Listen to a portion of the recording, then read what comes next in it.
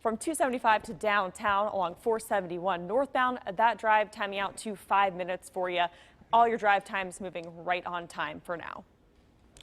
What is back to school for students in Fairfield, Wintonwood, St. Bernard, and Elmwood Place, Seton High School as well on the west side, in Lakota and Butler County. And it can be a stressful time for many parents and students. Of course, 9 on your side's Allie Kramer is live at Hopewell Junior High School.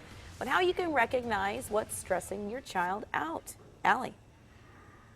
All right, Chris and Catherine, it's time to grab your backpacks. Hopefully they're loaded up with all of those school supplies because those students will return in just over an hour now to Hopewell Junior School here in the Lakota District. What I can tell you is that some of these headaches, these back-to-school headaches, they're oftentimes brought on by stressors, but also simply that shift because these students are now waking up when it's still dark outside. And the important thing to remember is really recognizing the difference between a simple headache and something like a migraine. So we spoke with Cincinnati Children's Hospital. Their specialists report seeing a spike in the number of children in their inpatient neurology unit during the months of August, September, and October. It's not the psychological stressors that you might think of when it comes to triggering migraines.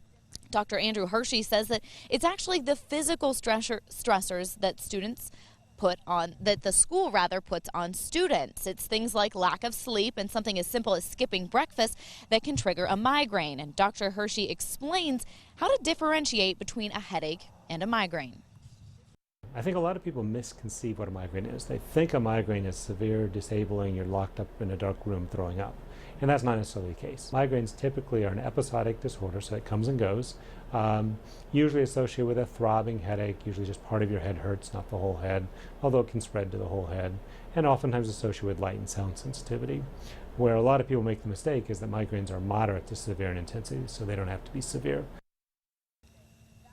All right, so the bottom line is students need to be getting adequate amount of sleep. The CDC says between 8 and 9 hours for school-age students at the very minimum. And it's important to eat breakfast. Do not skip breakfast. Do not let your students leave before that. It's better, actually, they say, to eat an unhealthy breakfast than to skip it altogether. And coming up in just about an hour, community members, leaders, parents, they're all going to be lining up right here outside the school to welcome those students back. We'll be live to bring them back as well, coming up at 6:30. We'll send it back to you guys. Allie.